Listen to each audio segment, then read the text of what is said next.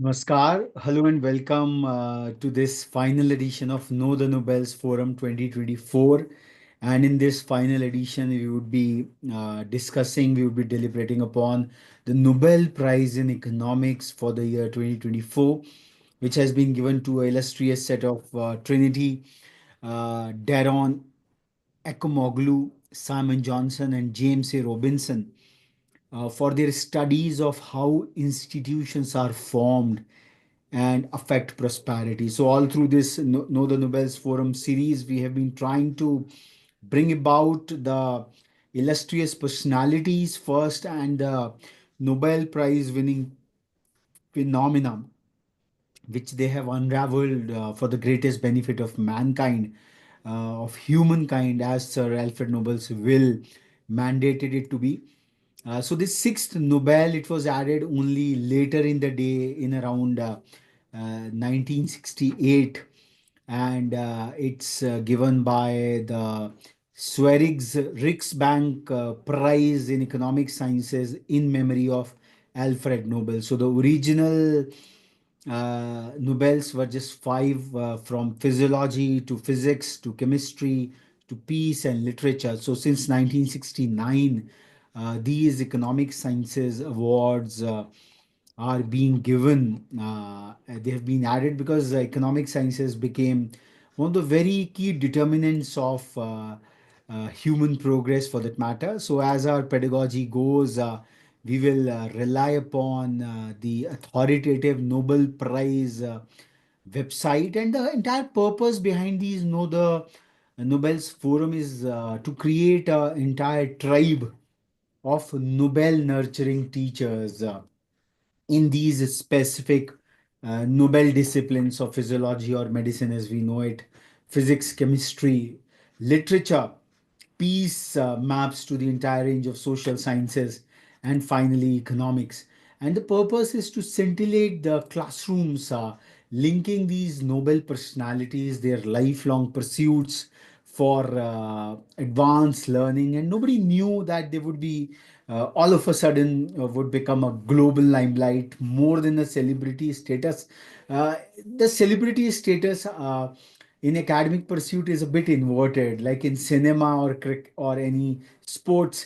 In the young years, someone gets the celebrity status first, and then it weans away. But in the academic pursuits, in scholarly pursuits out here, their Nobel Prize winning phenomena at times are 3 to 4 decades long. They're all doctorates at least, and then post doctorates to a large number, and then years and years of dogged research, never say quits attitude, as we saw all through. And that's where, and then partnerships get forged over the times, and that's how Nobel Prize winning phenomena is recognized long after it has been established in the academia, and it has been championed by the industry.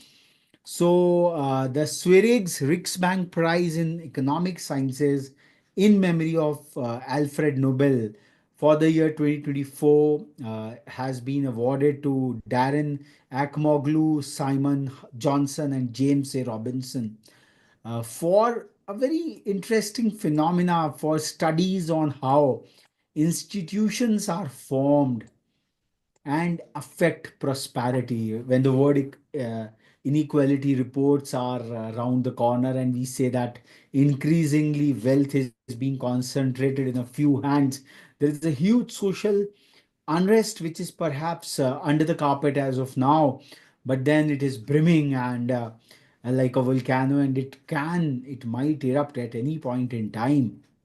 So the economists, the politicians, the all kind of people who are framing the larger policies, structures at the top. And let's see how the new US presidential uh, uh, it affects the global economy for that matter. So we'll come straight away. They actually, in simple words, they provided an explanation as to why some countries are rich and some others are poor. So as we do every time, like these are the Nobel Prizes since 1969, and we can see that a host of economists like one Abhijit Banerjee as third Duflo of the Indian fame.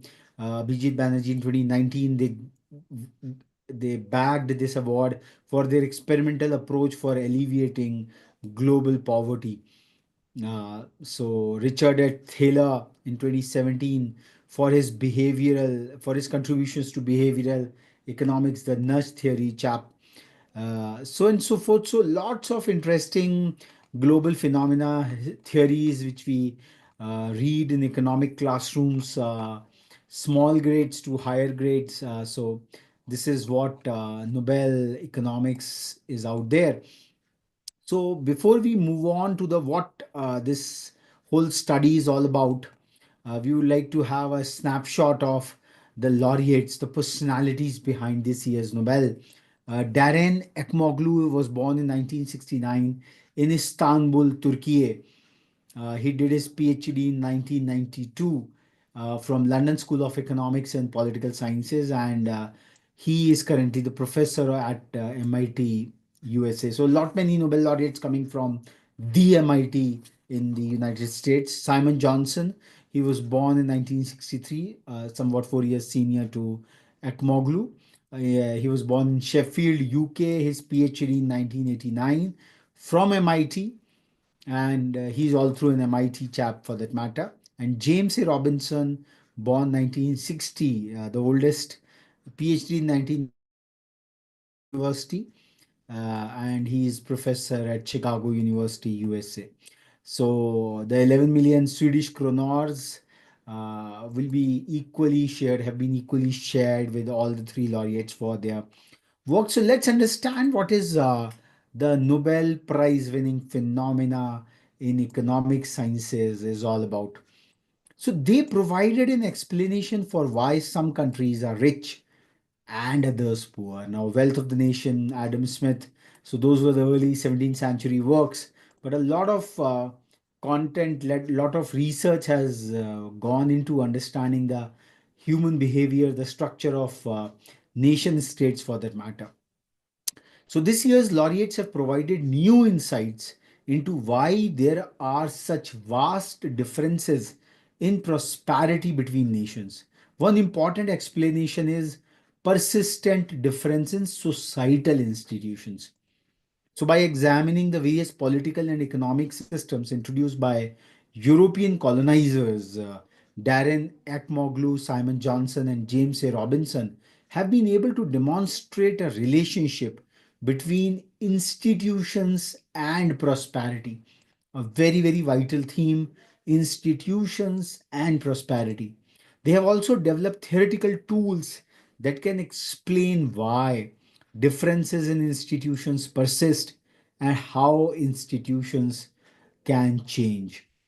So, just a schematic out here, that 20% poorest countries, 20% richest countries. So, just see the level of difference of their prosperity out there. So, the richest 20% of the world's countries are now 30 times richer than the poorest 20%. Moreover, the income gap between the richest and poorest countries is persistent.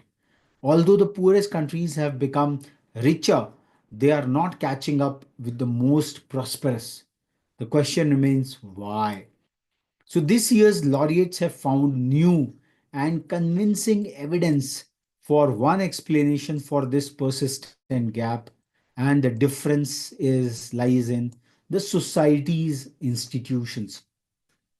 So, providing evidence for this is no easy task, very, very subjective. A correlation between the institutions in a society and its prosperity does not necessarily mean that one is the cause of another other. Rich countries differ from poor ones in many, many ways, not just in their institutions. So, there could be other reasons for both their prosperity and their type of institutions.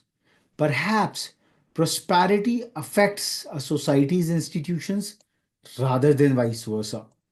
So, to arrive at their answer, the laureates used an innovative empirical approach.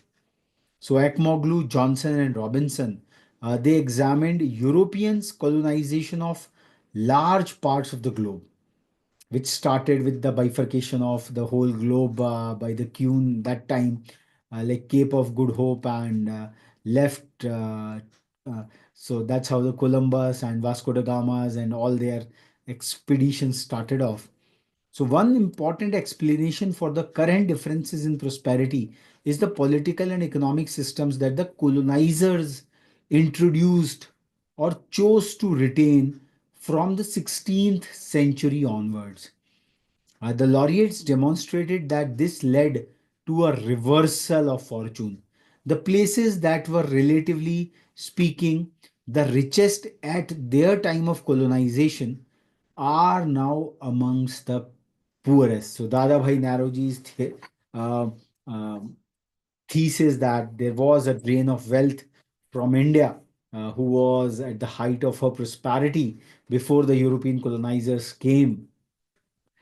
Somewhere it is now getting resonance with the economics Nobel laureates in 2024. So the places that were, relatively speaking, the richest at their time of colonization are now amongst the poorest. In addition, they used mortality figures for the colonizers, among other things, and they found a relationship. The higher mortality among the colonizers, the lower today's GDP per capita. Now, why is this? The answer is settler mortality. How dangerous it was to colonize an area affected the types of institutions that were established. So, the laureates have also developed an innovative theoretical framework that explains why some societies become stuck in a trap with what the Nobel laureates call extractive institutions, and why escaping from this trap is so difficult. However, they also show that the change is possible and that institutions can be formed. In some circumstances, a country can break free of its inherited institutions to establish democracy and the rule of law. In the long run, these changes also led to reduced poverty. How can we see the traces of these colonial institutions in the present day? So, in one of their works, the laureates use the city of Nogales on the border between USA and Mexico as an example. So, A Tale of Two Cities, Charles Dickens, they Nobel press release writers, they are introducing that moniker here. So, Nogales is cut in a half by a fence. If you stand by this fence and look north, I think an illustration is out here. And if you stand by this fence and look north, Nogales, Arizona, USA stretches out ahead of you. Its residents are relatively well off, have long average lifespans, and most children receive high school diplomas. Prosperity rights are secure, and people know they will get to enjoy most of the benefits from their investments. Free elections provide residents with the opportunity to replace politicians with whom they are not satisfied. If you look south instead, you see Nogales in Sonora, Mexico. Even though this is a relatively wealthy part of Mexico, the residents here are in general considerably poorer than on the north side of the fence. Organized crime makes starting and running companies risky. Corrupt politicians are difficult to remove, even if the chances of this have improved since Mexico democratized some 20 years ago. So why do these two halves of the same city have such a vastly different living conditions? Geographically, they are in the same place. So factors such as climate are exactly the same. The two populations also have the similar origins. Historically, the northern area was actually in Mexico, so long term residents of the city have more common ancestors. So, there are also many cultural similarities. People eat similar food and listen to more or less the same kind of music on both sides of the fence.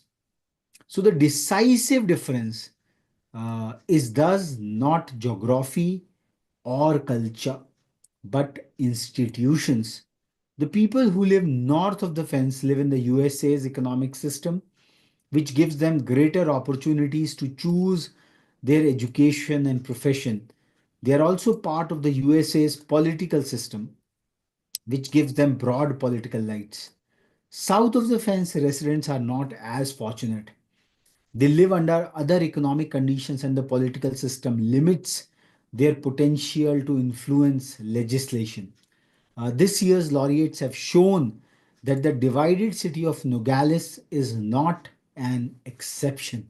Instead, it's a part of a clear pattern with roots that go back to the colonial times. So, coming forward, the colonial institutions. When Europeans colonized large parts of the world, the existing institutions sometimes changed dramatically, but not in the way everywhere.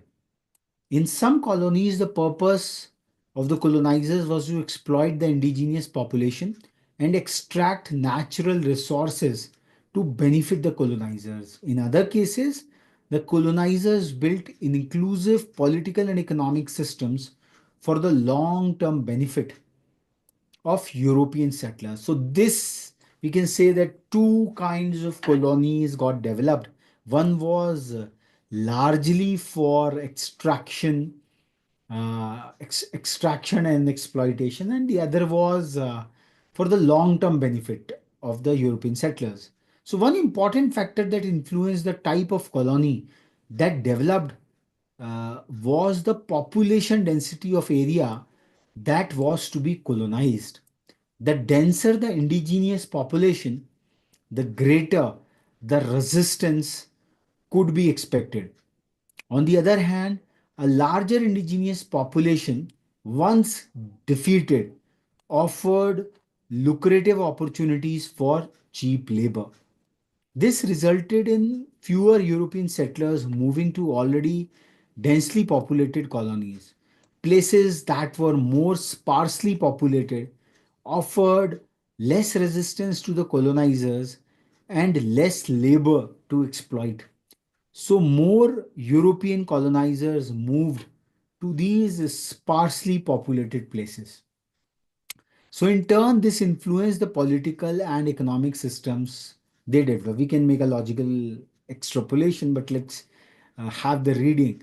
So, when there were a few colonizers, they took over or established extractive institutions that focused on benefiting a local elite at the expense of the wider population. So there were no elections or political rights were extremely limited. In contrast, colonies with many colonizers, settler colonies, needed to have inclusive economic institutions that incentivize settlers to work hard and invest in their new homeland. In turn, this led to demands for political rights that gave them a share of the profits.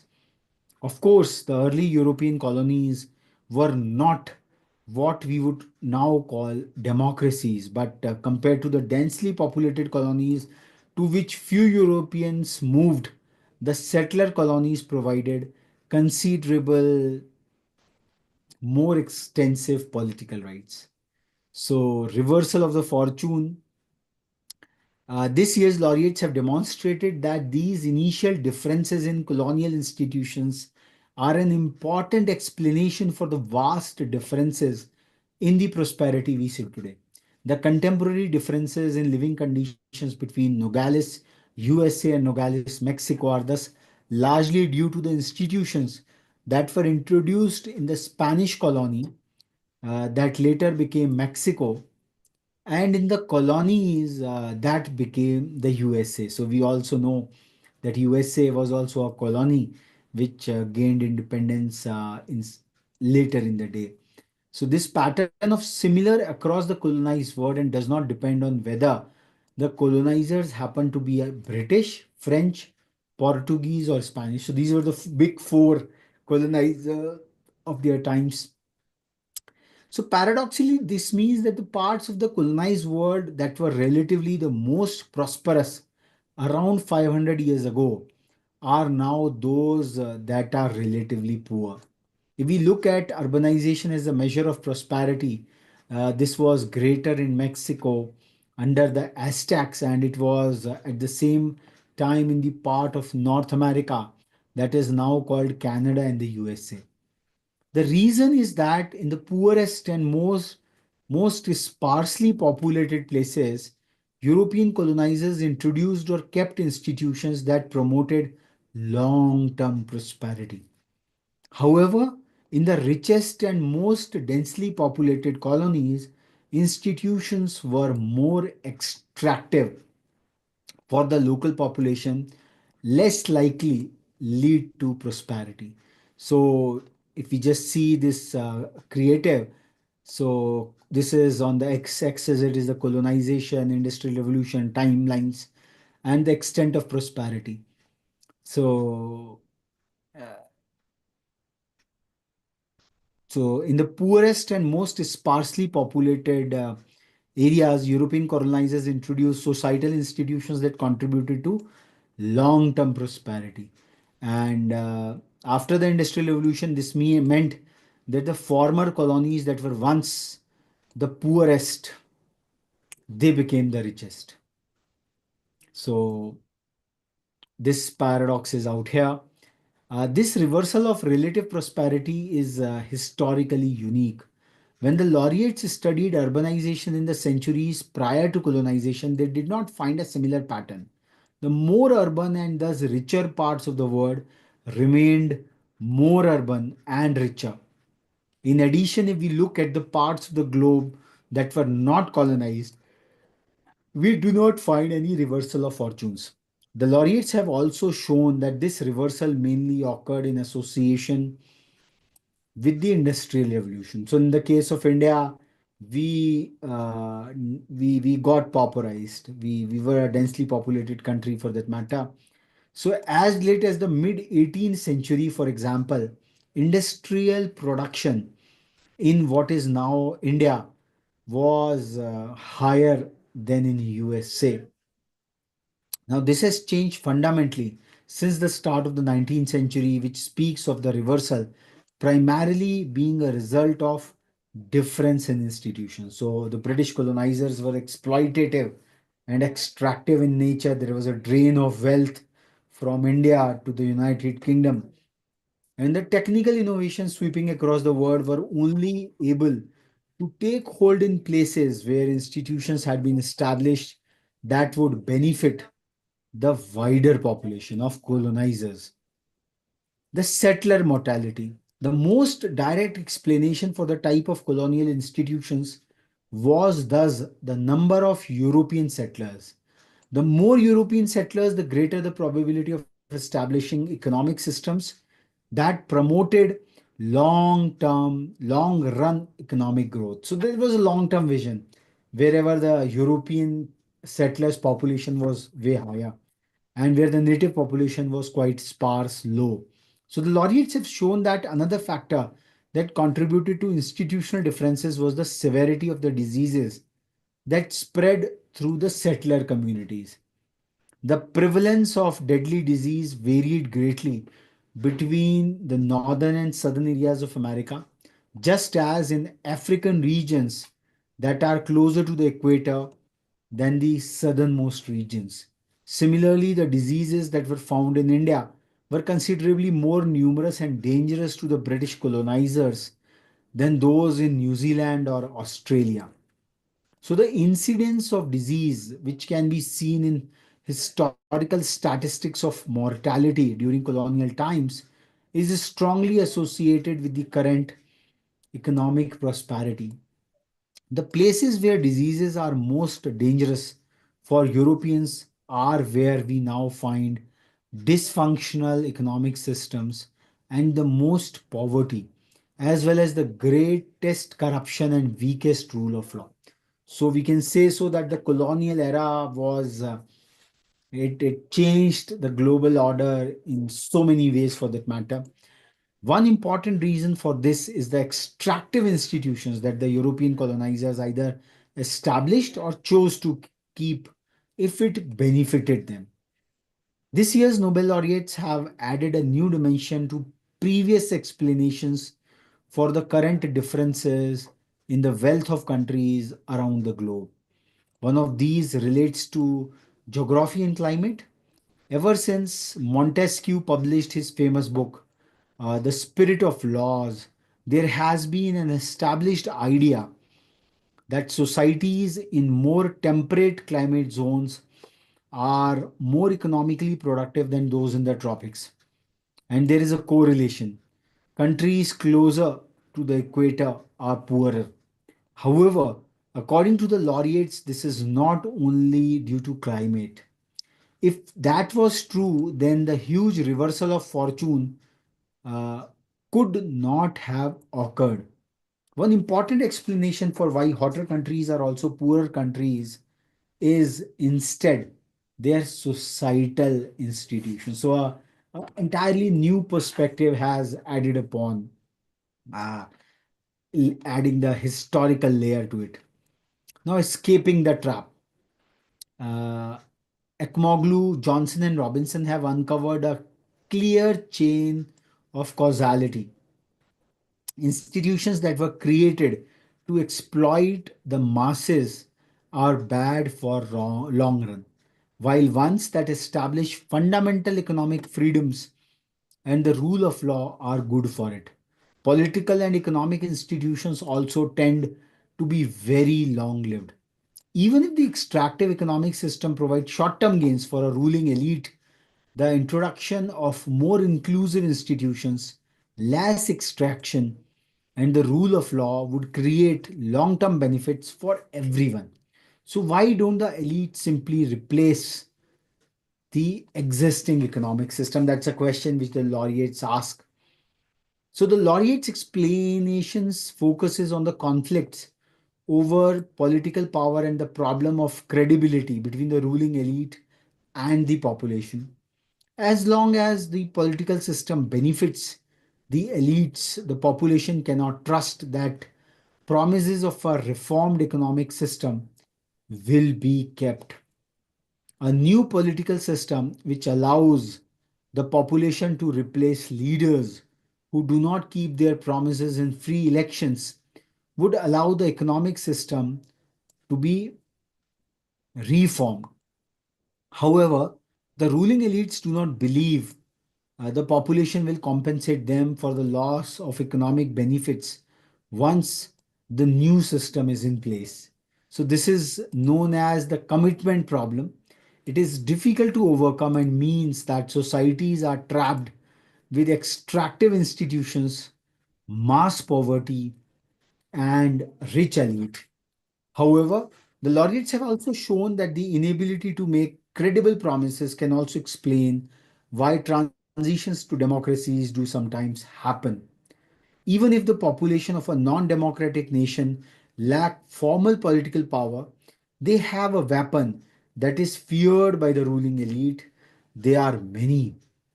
The masses can mobilize and become a revolutionary threat.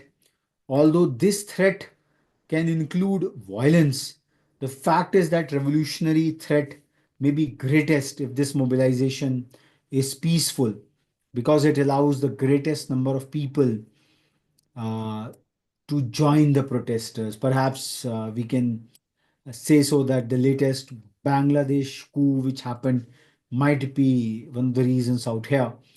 The elite are faced with the dilemma when this threat is most acute. They would prefer to stay in power and simply try to placate the masses by promising economic reforms. But such a promise is not credible because the masses know that the elite, if they remain in power, can rapidly return to the old system once the situation has calmed down. In this case, the only option for the elite may be to hand over power and introduce democracy. So, economics is becoming an agent of change. So, colonizing, as we saw, was one agent for it. So, this is a very lovely illustration. We'll come to it. So, the laureate's model for explaining the circumstances under which political institutions are formed and changed has three components. Three. The first is a conflict over how resources are allocated and who holds decision making power in a society. Is it the elite or is it the masses? The second is that the masses sometimes have the opportunity to exercise power by mobilizing and threatening the ruling elite. We saw in the advent of the 2014 elections a lot of hue and cry, India against corruption, a lot of public movement on the ongoing corruption in the government, which led to a regime change. So, power in a society is thus more than the power to make decisions. The third is the commitment problem, which means that the only alternative is for the elite to hand over decision making power to the populace. So we just see uh, three ways: revolution, empty promises, hand over to the power, and nothing happens. The laureate's theoretical frameworks for how political institutions are shaped and changed has three main components: a conflict between the elite and the masses. The masses are sometimes able to exercise power by mobilizing and threatening the ruling elite, and a commitment problem between the elite and the masses. So, this is the commitment problem. Revolution happens, but empty promises, nothing comes out. And so the model has been used to explain the democratization process in Western Europe at the end of the 19th century and in the early 20th century. In Great Britain, suffrage was expanded in several stages, each of which was preceded by general strikes and widespread protests.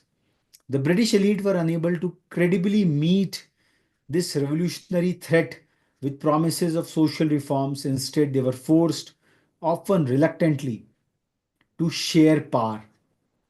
The situation in Sweden was similar, where the decision on general suffrage in December 1918 was made after extensive rioting in the wake of the Russian Revolution. The model has also been used to explain why some countries alternate between a democracy and a non democracy. It can also be used to show why it is so difficult for countries that do not have inclusive institutions to achieve growth equal to those that do, and why ruling elites can sometimes benefit from blocking new technology. So, Darren Ekmoglu, Simon Johnson, and James Robinson have contributed innovative researches about what affects countries' economic prosperity in the long run. Their empirical research demonstrates the fundamental importance of the type of political and economic institutions that were introduced during colonization. And their theoretical research has contributed to our understanding of why it is so difficult to reform extractive institutions, while also pointing out some of the circumstances in which this can nevertheless happen. So the laureate's work has had a decisive influence on the continued research in both economics and political sciences, and their insights regarding how institutions influence prosperity show that work to support democracy and inclusive institutions is an important way forward in the promotion of economic development. So, this was all for the economic sciences Nobel for the year 2024. They have touched upon a very Achilles' heels because the entire prospered West, the four colonizers, we have seen how colonizing has reversal syndrome, as we saw their economic fortunes and things like that. So the global fight continues, so is the global quest for inclusive prosperity. And as the spirit of Nobels, we have seen that there are scientists who are working in their labs to find out cure, understanding the mysteries of the universe to find cure for the next epidemic or for the ongoing problems for that matter. Peace, literature, and economic sciences are the other half, which are trying to make the inclusive usage of this scientific and technological discoveries for the greatest benefit of humankind. So this was all for this year's Know the Nobels Forum 2024 from the Ages of Rethink India Institute. This year, we plan to take on this narrative further and forward. We have a community of practice of Nobel nurturing teachers, whereby we invite the faculty of biology, physics, chemistry, literature, social sciences, and economics, of course, the six Nobel disciplines, to express their noble nurturing index, because it is the spirit of the Nobels. It is the larger benevolence, the highest excellence in that particular field. And one of the inherent ideas is how to invoke excellence within the classrooms, and especially with NEP 2020, a lot of their 22 odd principles, which are somewhat Nobel enlightening principles. The new education policy is a Nobel enlightening policy in a way. So the idea is just to add upon this academic rigor, and to really build up a very vibrant core of academicians right at the school level, to accentuate that spirit of excellence and expanding the envelope further and forward. So we would be continuing this small service from the Ages of Rethink India institution. Stay tuned. Namaskar.